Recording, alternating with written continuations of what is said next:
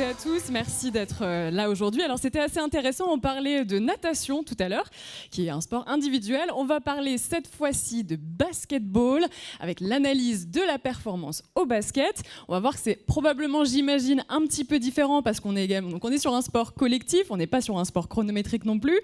Donc à mon avis, voilà, ça va être intéressant de faire le parallèle avec ce qui a été dit avant. Je me permets avant toute chose, parce qu'on a la chance d'avoir deux athlètes extraordinaires avec nous aujourd'hui, de refaire un petit retour sur les palmarès des personnes qui sont avec nous aujourd'hui. Je vais commencer avec Sarah Michel. Déjà, j'ai envie de vous dire, est-ce qu'on peut l'applaudir parce qu'elle nous ramène une très belle médaille d'argent sur les Jeux Olympiques de Paris. Et c'est bien évidemment pas la seule médaille. 2015, 2017, 2021, médaille d'argent au championnat d'Europe, médaille de bronze en 2023 et également une médaille aussi sur la dernière Olympiade à Tokyo avec une médaille de bronze. On a également la chance d'avoir Kevin Séraphin avec nous qui a commencé sa carrière en Pro A avec l'équipe de Cholet pour refaire un petit historique et qui a intégré la NBA en étant sélectionné à la 17e position par les Wizards de Washington lors de la draft 2010. Voilà. Kevin, vous avez arrêté votre carrière en 2020, je crois. Vous avez eu également 40... Pardon ? Non, je testais le micro. Ouais, ça va, ça marche. Ouais, c'est bon, il fonctionne. Super, parfait. Et vous avez eu également 47 sélections en équipe de France. Oui, c'est ça. Je pense que j'aurais pu avoir plus un peu, mais bon, c'est... Aujourd'hui, 47, bon, je prends quand même. Je suis d'accord. C'est déjà bien. Oui. Alors, on parle des données, on parle de l'IA. Moi, je vais vous poser une question à tous les deux en premier lieu. Sarah, Kevin, comment est-ce que vous, pendant votre carrière, vous captiez justement ces données-là et comment vous utilisiez la data en tant qu'athlète dans votre quotidien et dans votre performance ? Tu veux commencer ou... Vas-y, Kevin. Ok. Déjà, pour savoir, j'ai eu la chance d'avoir un préparateur physique pendant tout le temps où j'étais en NBA. Donc j'avais du coup qui s'appelait Sébastien Morin, que j'avais rencontré à Cholet. Donc du coup, il m'a permis de connaître mieux la data et d'approcher la data. Donc du coup, maintenant, on avait le type de data. Bon, déjà, rien que le poids c'est la data. Donc on savait au niveau du poids, au niveau de la masse graisseuse. Donc on l'utilisait énormément. Et puis après, en fonction de ça, on allait calibrer avec l'alimentation et peser du coup notre alimentation. Donc je suis parti aussi à Merano, en Italie, dans un centre de remise en forme, en fait, où à ce moment-là, tu fais des prises de sang, tu fais différents tests. On va te donner ton niveau de stress, on va te donner les tolérances, donc les allergies. Je sais que j'avais une tolérance aux champignons, donc c'est bien à savoir, parce que parfois il y a des aliments, on ne comprend pas pourquoi on est un peu plus bouffi, ou il y a certaines choses, alors qu'en fait c'est juste qu'on ne digère pas forcément bien certains aliments. Donc j'ai fait ça, et après j'ai pris le nombre de calories que je dépensais par jour, qui était 2500, sans rien faire. Si je suis juste dans un lit, je suis couché, donc j'avais toutes ces données, et à partir de là on avançait et on était capable de mettre un programme pour l'été, et ensuite après il partait dans tous ces trucs de préparation physique avec le muscle et ce qu'on mangeait, donc on était calibré comme ça. Sarah, est-ce que c'est similaire un petit peu à ce que dit Kevin ? C'est vrai que moi j'étais moins axée sur le poids et sur le côté nutrition. J'étais plus sur prévention des blessures, optimisation de la performance et le pic de forme, comme le disaient les nageurs. Donc pareil, j'étais accompagnée comme Kevin avec un préparateur physique tout au long de ma carrière, que j'ai gardé le même tout le temps. Et après en équipe nationale avec Fabrice, que vous allez entendre après. Et c'est vrai qu'on était plus axé sur en pré-saison des tests médicaux pour la prévention de la blessure et aussi savoir ce qu'on devait travailler tout au long de la saison pour avoir le pic de forme au meilleur moment, tout en gérant à la fois la saison et l'équipe nationale, parce qu'il y a aussi cette difficulté d'être performant avec son club et après avec l'équipe nationale. Donc il y avait cette double difficulté d'avoir des pics de performance à différents moments. Et voilà, et après... Forcément, on a aussi en basket, c'est l'analyse vidéo. À l'époque, il y en avait un peu moins. Maintenant, aujourd'hui, on a des logiciels, c'est pratique. On n'est pas obligé de regarder tout le match. On peut voir que notre temps de jeu, c'est séquencé. On peut voir si on veut que les paires de balles, les tirs tentés, les choses comme ça. Et ça fait gagner énormément de temps. Après, nous, en tant que sportifs, on est beaucoup dans l'exécution et moins dans l'analyse des datas. Et voilà, on va poser des questions pourquoi, ou voilà, essayer de voir si on progresse. Mais on n'est pas du tout dans cette analyse-là. Et on a aussi effectivement des logiciels qui permettent de manière subjective de rentrer des données personnelles, de savoir notre état de forme, comme notre ressenti de l'entraînement, des choses comme ça. Et c'était plus cette utilisation-là qu'on en a fait, en tout cas. D'accord. Fabrice, Sarah le disait, vous êtes le préparateur physique de l'équipe de France féminine de basket. Forcément, vous, j'imagine que toutes ces données-là, vous en avez besoin. C'est votre nourriture, c'est votre matière, c'est ce sur quoi vous travaillez. Quelles données vous utilisez ? De quelles données vous avez besoin, justement ? Et concrètement, comment vous les utilisez ? Alors, généralement, on a besoin des données un petit peu, on va dire, d'effort physique, et puis après de certains tests qui vont nous permettre de savoir un petit peu l'état de fatigue au quotidien des joueuses. Les données, pour nous, sont importantes à différents niveaux. Quand on va avoir des jeunes joueurs, des prospects, eux, ça va être pour profiler un petit peu les joueurs, savoir sur quel point on va pouvoir travailler pour les améliorer. Être plus fort, aller sauter plus haut, aller plus vite, peu importe, mais en tout cas essayer d'avoir un profil du joueur. Et quand on est sur l'équipe nationale, par exemple, ou en club, on est plus sur la performance. C'est-à-dire qu'au bout du bout, ce qui nous intéresse, c'est de gagner. Et ça, c'est important, c'est-à-dire qu'il faut gagner, que ce soit en club ou que ce soit en équipe nationale, il faut gagner. Et donc, ces données-là vont nous donner des états de performance ou de risque de fatigue ou de risque de blessure qui vont pouvoir, toutes les unes mises à côté des autres, vont nous dire, là, on va pouvoir s'entraîner un peu plus, un peu moins, il faut faire attention à tel ou à un tel, pour pouvoir essayer de les amener au meilleur de leur forme. Après, il ne faut pas oublier qu'on est un sport collectif et que malgré toutes les datas qu'on peut avoir, il reste l'aspect tactique, l'aspect technique et plein de choses autour, la corrélation, la collaboration entre elles, l'adversaire. Donc il y a plein de choses. Après, si on reste vraiment sur les datas, ce qui nous intéresse, c'est essentiellement l'état de performance au moment donné. Voilà. Sarah disait tout à l'heure qu'on voulait analyser justement ce fameux pic de forme qui est très important, qui est primordial. Comment on fait quand on a une équipe justement avec plusieurs joueuses qui vont peut-être pas forcément avoir leur pic de forme au même moment? Comment en tant que préparateur physique on gère tout ça? On ne gère pas. Ça, c'est la première chose, parce que exactement, elles ont toutes des moments de fatigue. Et il vaut mieux... Alors, sur une compétition olympique, c'est un peu différent, puisque l'objectif, c'est de les amener au même moment, à peu près dans les mêmes matchs. Et on n'a pas tant de matchs que ça. On avait 6 matchs pour aller jusqu'au bout, donc c'est relativement peu. Quand on est sur une saison, c'est compliqué. On a à peu près une 60aine de matchs. Voilà, il y a des joueurs, un jour ils vont être bien, d'autres ils vont être pas bien, et il vaut mieux qu'ils soient, à mon avis, tous dans des états un petit peu différents. L'objectif, c'est qu'ils soient pas trop bas et pas trop haut. C'est ça le plus important, parce que au bout du bout, c'est que si ils sont tous en même temps en haut, ils vont tous être en même temps en bas. Donc forcément, ça va plus nous amener une défaite qu'autre chose. Donc en fait, il faut avoir une sorte de barrière entre le plus bas et le plus haut. Et puis il faut jamais que les joueurs ils descendent soit trop bas, soit trop haut. Voilà, c'est un petit peu, en tout cas, mon aspect et ce que je regarde essentiellement. On parlait, je reste sur vous Fabrice, mais on parlait tout à l'heure des outils. On en a vu plusieurs qui étaient utilisés dans la natation. Forcément, j'imagine que l'analyse vidéo fait grandement partie en basketball. Est-ce qu'il y a d'autres choses qui peuvent être utilisées? Est-ce qu'il y a des choses similaires avec ce qui est utilisé d'ailleurs en natation? Oui, alors peut-être pas en natation, mais en tout cas, on a des capteurs, on peut avoir des GPS, des LPS pour être en intérieur, on a des capteurs cardio. Et l'idée générale, au bout du bout, c'est de rassembler toutes ces données pour nous donner une indication, en fait.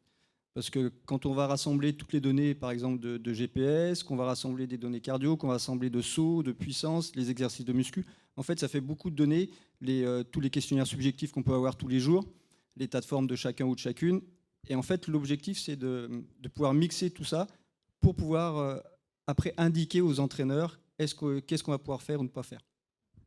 Gaspard, vous êtes cofondateur et CPO de Mona. Est-ce que vous pouvez nous en dire un petit peu plus sur ce qu'est Mona et en quoi cela répond aux besoins des athlètes, des clubs ou des fédérations? Oui, complètement.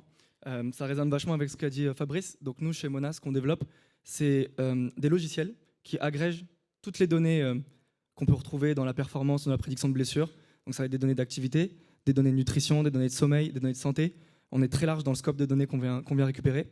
Et derrière, on va utiliser des modèles d'intelligence artificielle pour prédire deux targets, à savoir une performance et une probabilité de blessure. Alors quand on parle de blessures, on parle nous de blessures non traumatiques, donc c'est des blessures musculo-squelettiques via cette agrégation de données. Pour ça, on vient récolter de la donnée directement auprès de capteurs. Je parlais, Fabrice, de capteurs qui permettent de nous avoir l'accélération, par exemple, d'un joueur sur un terrain de basket. On peut avoir des données de charge externes. Et puis, on va aller chercher également des données de charge internes. C'est-à-dire, en fait, quand un athlète va s'entraîner, il va produire une intensité d'effort. Et ça va se traduire de manière interne sur sa physiologie. Et donc, c'est aussi cette capacité à permettre au corps de rétablir un équilibre une fois, d'un point de vue interne, une fois la charge d'entraînement externe infligée, qui va nous permettre de définir, en fin de compte, une charge d'entraînement assez complète, objective, donc via des données, encore une fois, d'accélération, de vitesse, etc. Et des données subjectives. On aime bien croiser ces données-là. Donc la subjectivité, ça va être par exemple le ressenti post-effort. Donc on a souvent entendu parler du RPE. Nous, on vient un peu plus aussi segmenter cette subjectivité-là, parce qu'un RPE, ça veut un peu tout et rien dire. Donc on vient aussi estimer la charge psychologique, la charge biomécanique qu'un athlète a pu ressentir. Donc c'est vraiment, encore une fois, de la subjectivité, du ressenti de l'athlète. Et en croisant toutes ces données-là, on vient faire cette prédiction sur la blessure et la performance. Donc vous avez besoin des athlètes, forcément, de leur réponse, de leur retour pour toutes ces données.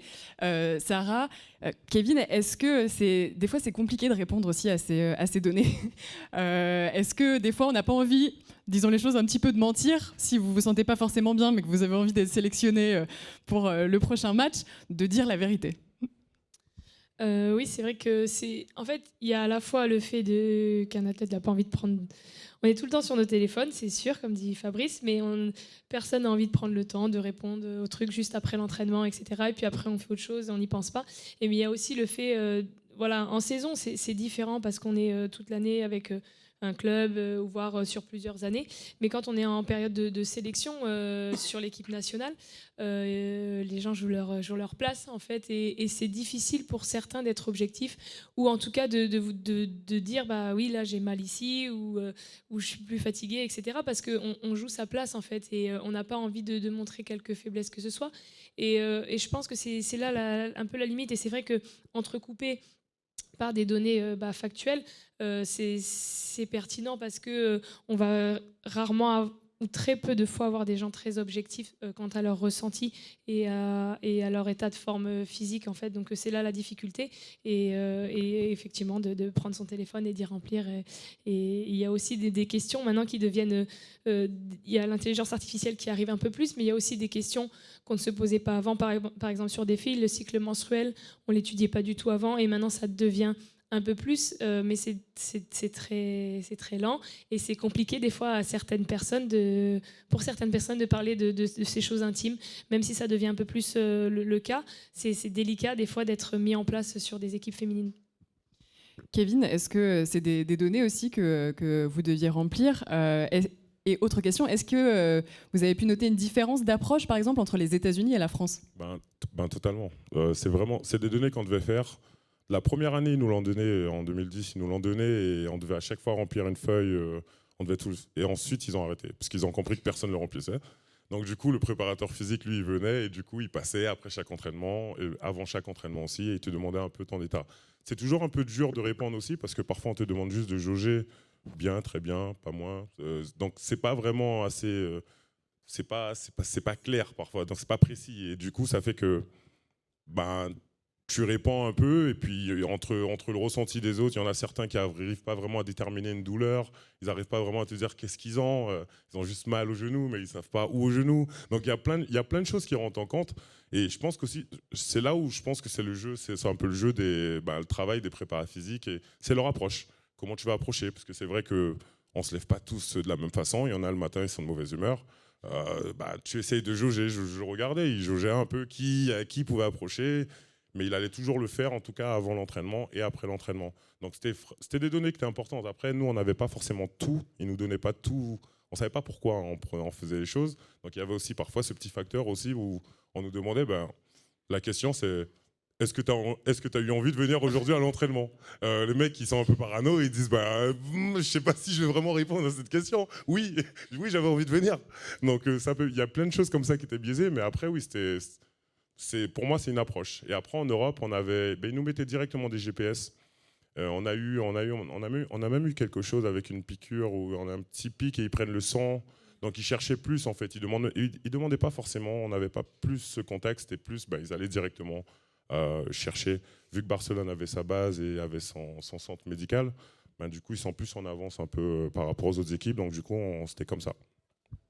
Gaspard, est-ce que vous avez envie de réagir à ce qui a été dit? Comment faire pour que les athlètes adoptent en fait ces outils? Parce qu'on sent que c'est pas forcément évident. Complètement.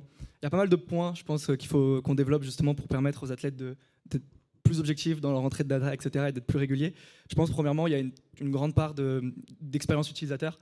Donc il faut que le tracking se fasse un petit peu de manière gamifiée. Donc c'est exactement ce qu'on a essayé de faire avec Mona. On a construit notre produit avec des athlètes pour vraiment répondre à leurs attentes et être le plus possible, encore une fois, user-friendly, donc permettre à l'athlète de vraiment prendre le temps de remplir cette donnée-là. Je pense qu'il y a aussi une grosse part d'éducation de la part du staff auprès de l'athlète, de l'impact de cette donnée, de à quoi elle va servir, de comment elle peut permettre dans la pratique de l'athlète dans son quotidien à optimiser sa performance et potentiellement, encore une fois, éviter sa blessure. Et enfin, je dirais aussi, ça rejoint un petit peu ce deuxième point, tu disais justement que parfois c'est très compliqué de remplir une question parce qu'on ne sait pas vraiment comment jauger, etc., notre état. Je pense qu'il faut aussi accompagner, encore une fois, l'athlète pour le coup, dans le questionnaire sur à quoi équivaut, si on parle d'une échelle de 1 à 10, à quoi équivaut un 4, à quoi équivaut un 5, à quoi équivaut un 6. Et après, il va progressivement comprendre la question et au fur et à mesure, il va avoir un petit peu ces automatismes-là. Et d'autant plus que s'il répond à chaque fois de la même manière, au final, le biais qu'on peut avoir par le manque d'objectivité de l'athlète, il va venir un petit peu se lisser dans le temps aussi de par sa régularité. Fabrice, forcément avec tout ce qu'on vient de dire, vous, quelles limites vous voyez justement à l'utilisation de ces données-là et quels défis vous avez en essayant de les utiliser, si je puis dire? La première limite, c'est exactement ça, c'est déjà la prise de data. Alors après, on s'y colle, c'est-à-dire qu'on va chercher les joueurs ou les joueuses. Après, ce qui n'est pas inintéressant, puisque ça recrée aussi le dialogue, c'est-à-dire que tout de suite, on va savoir pourquoi on va voir le matin, j'ai pas bien dormi, par exemple, enfin, peu importe, mais en tout cas, c'est des choses qui sont intéressantes. Donc c'est une des limites, mais qui nous permet aussi d'aborder un peu le dialogue.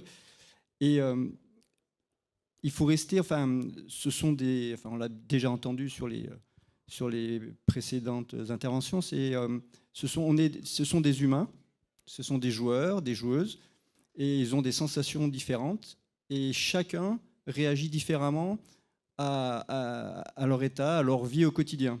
Il y en a qui ont besoin de dormir beaucoup, d'autres qui ont besoin de moins dormir, par exemple. Donc, c'est par rapport à leur nutrition.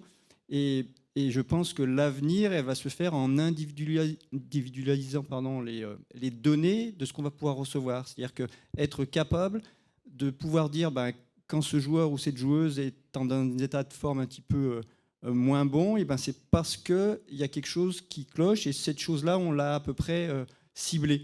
Parce qu'elle a moins bien mangé, parce qu'elle a moins bien dormi. Voilà. Et en fait, si on arrive à cibler ça, on va pouvoir agir sur ça. C'est-à-dire qu'on va faire attention et orienter un petit peu toutes ces choses-là pour pouvoir améliorer l'état de performance des joueurs et des joueuses. Qui, je vous rappelle, dans un sport co, mais pas que dans les sports co, l'objectif, c'est de gagner au bout, quoi. Est-ce que, Fabrice, vous pensez que justement que les data et l'intelligence artificielle vont de plus en plus imprégner des sports comme le basketball? Et sous quels aspects? Oui, je pense en tout cas sur la prise d'information. Sur la prise d'information pour donner des indications au staff. Après, la décision revient au staff, revient au coach. Il va falloir aussi éduquer les coachs, parce qu'il y en a qui sont plus ou moins réceptifs à ça. Et de pouvoir discuter avec eux et de mettre en place les choses pour qu'on puisse s'entraîner de la meilleure manière possible, avec les meilleures intensités, donc pour pouvoir retranscrire des meilleurs matchs après. On arrive déjà sur la fin. Je voudrais finir avec vous, Kevin et Sarah. Justement, vous, quels conseils donneriez-vous pour mieux intégrer ces innovations dans la vie quotidienne des athlètes? Parce qu'on a bien compris que ce n'était pas forcément quelque chose qui était facile. Déjà, je pense que sur la nouvelle génération qui arrive, c'est quelque chose qui est plus familier d'utiliser toutes ces formes de data.